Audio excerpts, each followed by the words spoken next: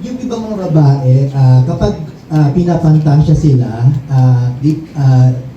nakikita nila is flattered sila. Yung iba naman nababastos. So, ano yung take nyo doon? Kapag pinapantasize kayo, ayaw ng mga lalaki, ang take yung iba, na it's napaplatter. Yung iba naman, nababastos. Yes! Yes! Yes! Right answer?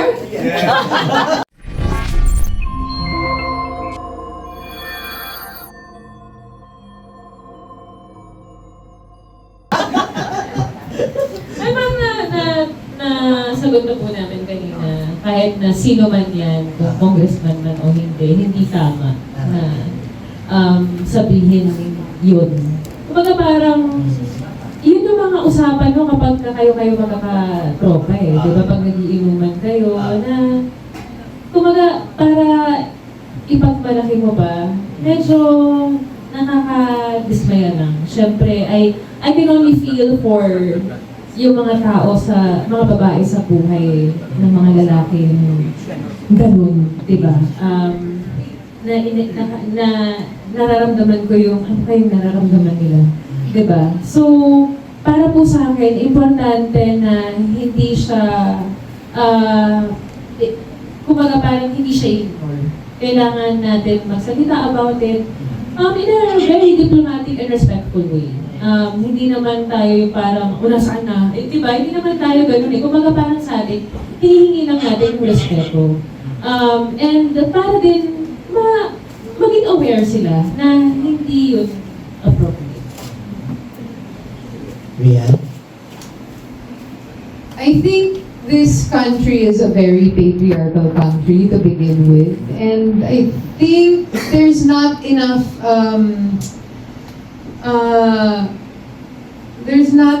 education to go around na para we can catch up with the rest of the world already. That women are not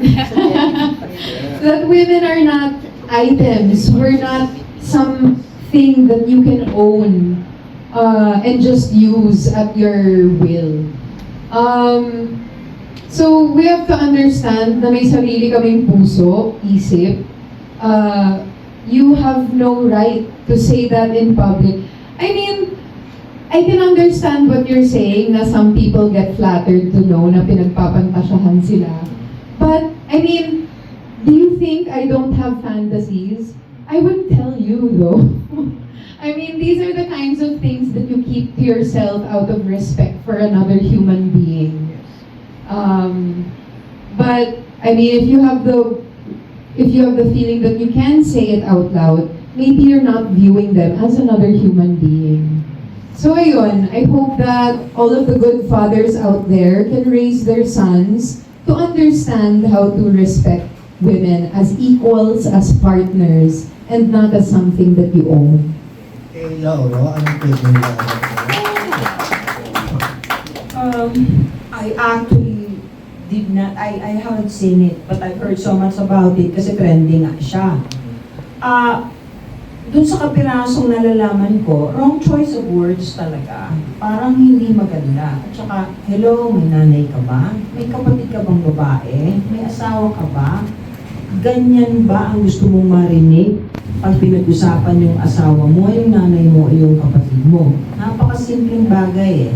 Unfortunately, very patriarchal ang society natin from the very beginning. Ngayon lang umuusbong kahit papano yung katwiran at karapatan ng mga babae. Yun, di ba? Ang society natin macho. Pamachohan. Ang dami kayong babaeng mas macho sa lalaki. Hindi ako nagbibiro. Kailangan lang sana matutong gumalang sa kapwa. Mga babae, mga lalaki, GMRC boils down to that. Direk, may take ka dyan, Direk? Ako una sa lahat nasa Senado ka. Yun lang, period.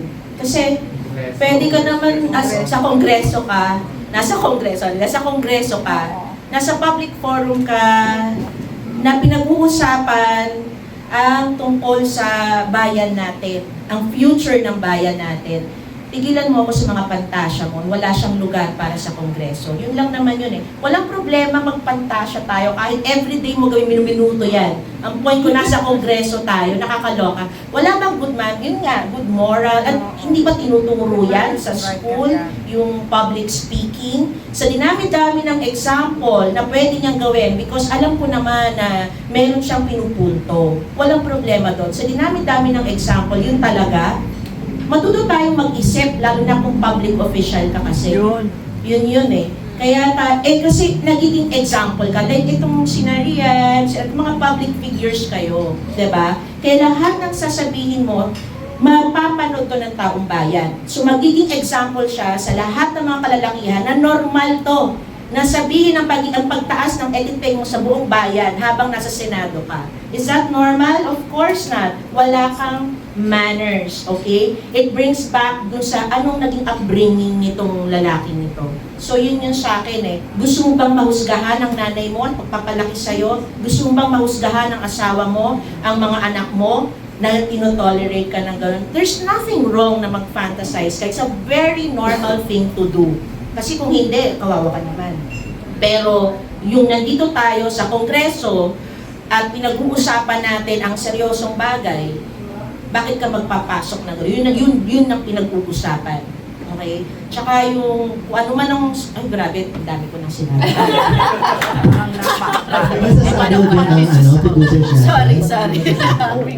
Hindi tulong. Sino ba